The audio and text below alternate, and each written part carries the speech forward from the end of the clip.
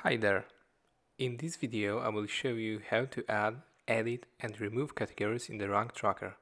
You can use categories to make it easier to organize your keywords. Here's how. First, select your keywords. Then, click the category button in the toolbar. Type or choose the name of the category you want to add. To edit an existing category, just select those keywords and click the category button again.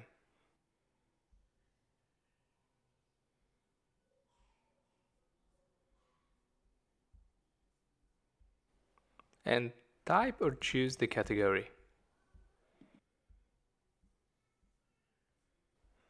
To remove an existing category, select all of the keywords of each category and click the category button again. Then, click the Clear Category button.